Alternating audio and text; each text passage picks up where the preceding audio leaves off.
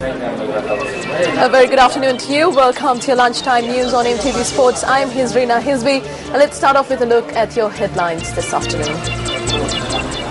6 officers of the Suryawava police remanded over the death of a suspect while in custody. One witness connected to the incident killed in a motor accident. Accident in Kuruvita Ratnapura kills 3. Forming of the new constitution has commenced. A statement from the leader of the JVP. Finance Minister Ravi Karunanayake reveals that the real debt burden including contingent liabilities is 9.6 trillion rupees. And now for news in detail. First up in local news, 6 police officers who were arrested over the death of a suspect while in police custody have been remanded. The police media unit stated that the Tangol Crimes Investigation Unit had arrested the officers at around 4:30 this morning, adding that those arrested were a police sergeant and 5 constables. The victim was arrested on the 19th of this month for the possession of illegal liquor in the Suryawava area. That night he had been admitted to the Suryawava and Hambantota hospital after falling ill. However, he passed away on Sunday evening while in hospital. Relatives of the deceased speaking to Newsfirst noted that the police assaulted the man in an inhumane manner after his arrest, which resulted in his death. The victim was 32-year-old Lianarachi Samantha, a resident of Suryawava.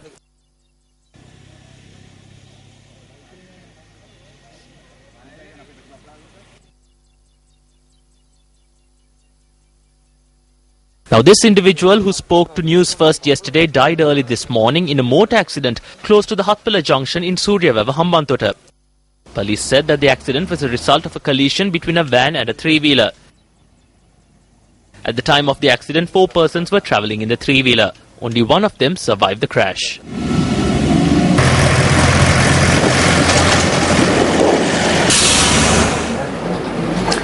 Meanwhile, 3 people were killed and 1 person injured in a motor accident which took place in Kuruvita Ratnapura. Police media spokesperson SSP Ajit Rohan said that the accident had taken place at around 4:30 early this morning.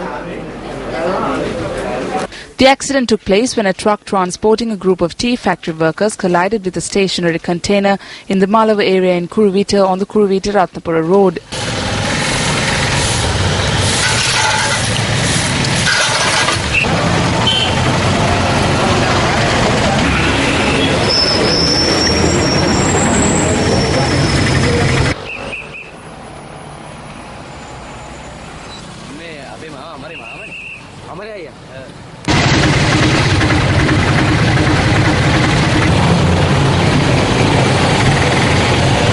The police media spokesperson said that among the dead were 2 females, while 1 person is receiving treatment for serious injuries. SSP Rohan added that the injured individual is the driver of the truck. Also in local news this afternoon, Finance Minister Ravi Karunanayake revealed today that the nation's real debt burden, including contingent liabilities, is 9.6 trillion rupees as opposed to the previous estimate of 7.9 trillion. He made this revelation while addressing a business gathering in Colombo this morning. We basically inherited an economy which had a 7.9 trillion debt. That was what we thought. But today, with contingent liabilities, we have a debt of around 9.6 trillion. We basically thought that FDIs were sufficient enough, but now we find that it was only government-oriented investments that were being brought in.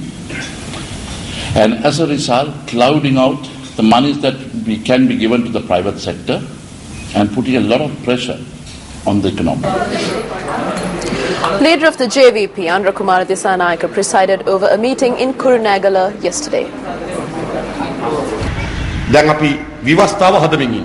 The constitution is being formulated. In the constitution, we will note that the number of ministers will be 30. Ranil Wickremesinghe will appoint 30 ministers and then for another 40 deputy ministers. We said no. There can be only 30 ministers and 30 deputy ministers. Let us see what happens next. Then another article will be included. The next government will have 55 ministers and 45 deputy ministers. Will a constitution be made for the next government like this? We have a very serious matter to attend to. We need to change the constitution of the country. There is an important amendment that is for the establishment of the Police Commission, Independent Elections Commission, Independent Judicial Commission and the Independent State Commission. Do not think that it is not possible. Do not assume that the police will be independent merely with the establishment of the Independent Police Commission. Jaratna Herath classifies the OIC of Kurunegala as his OIC. The same goes with Niranjana Wickramasinghe and Shantha Bandara.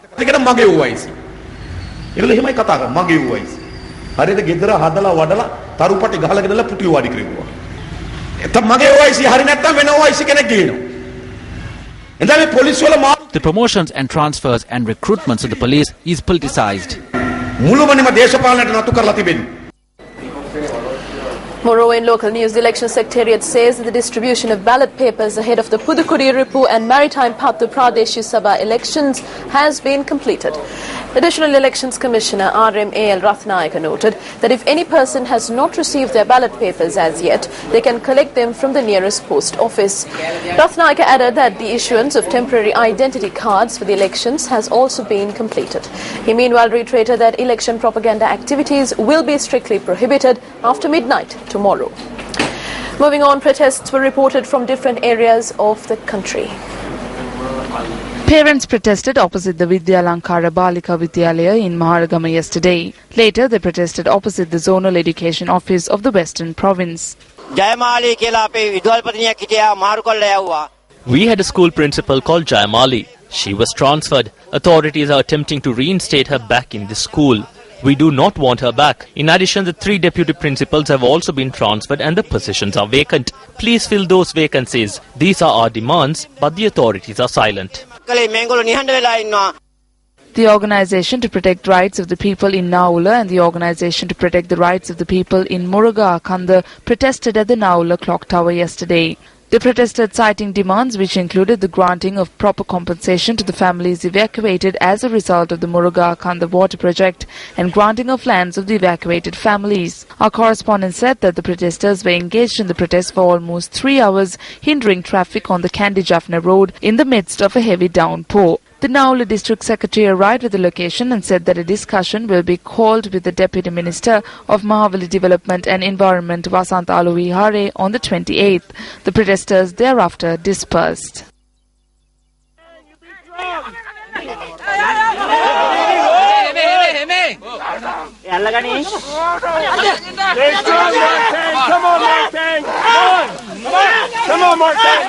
Come on, Sudesh, well done.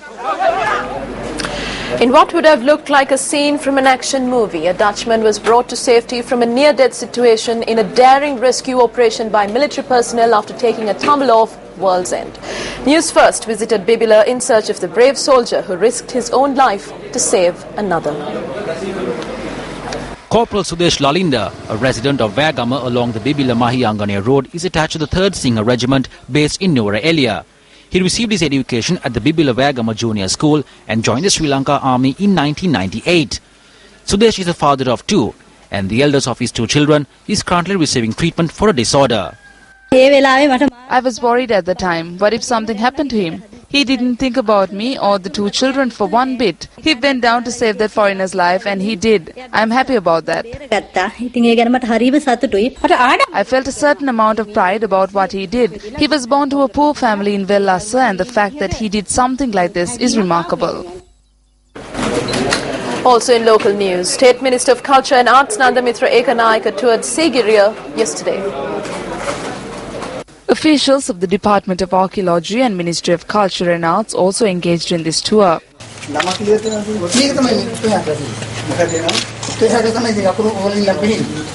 State Minister Ekanayaka thereafter took part in a ceremony to declare open the Information Technology section and library of the Ambokka Secretariat in Galevala.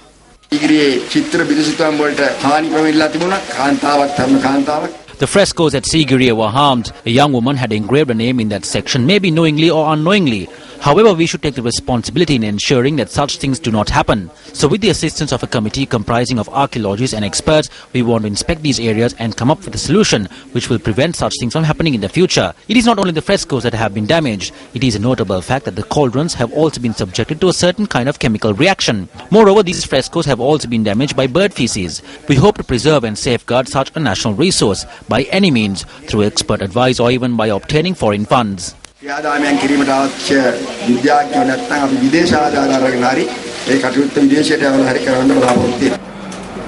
number of villages have been severely inconvenienced owing to the closure of the Dambulla base hospital in Dambulla.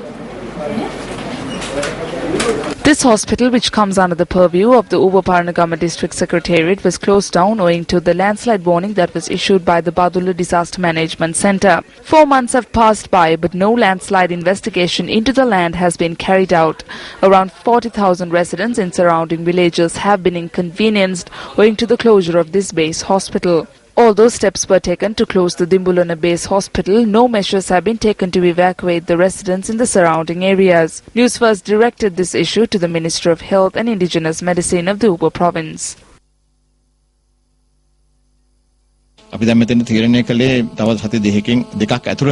It was decided by the officials of the NBRO that this area will be subjected to an investigation and we were to receive an answer in around 2 weeks. However, if they instruct us that we could carry out our activities, we will reopen the outpatient unit of the hospital.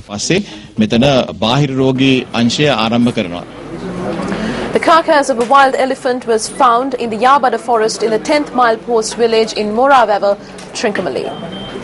The wildlife officials stated that the elephant died after being entangled in a trap set up in the forest.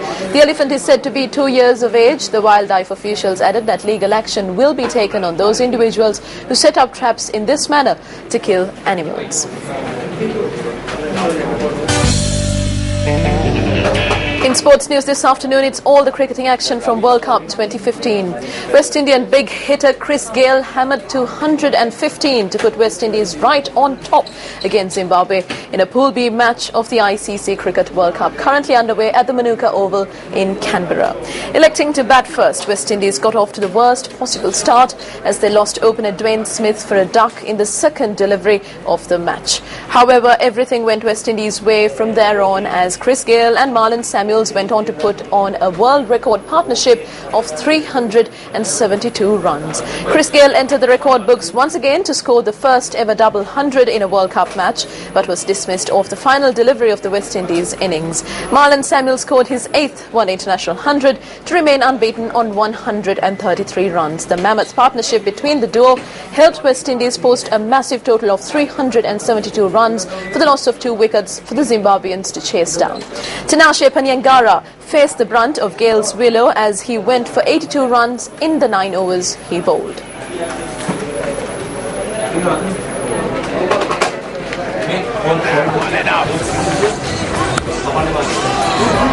Cut away and 400%. Isn't it beautiful to see a batter? There goes another one. Ball on, goes straight up in the.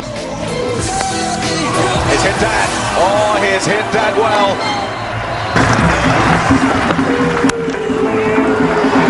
Choose the call. But it's 4. What a knock this has been. What a return to form. He's got Gale Force written on his shoes.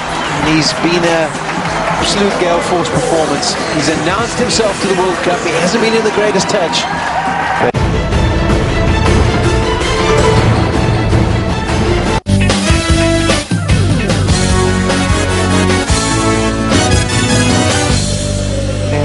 And that's a wrap of the day's edition of Lunchtime News on MTV Sports. I am Hizrina Hizbi for News First. Have yourselves a pleasant Tuesday afternoon. 0114 896 896 www.newsfirst.lk. Feedback at newsfirst.lk.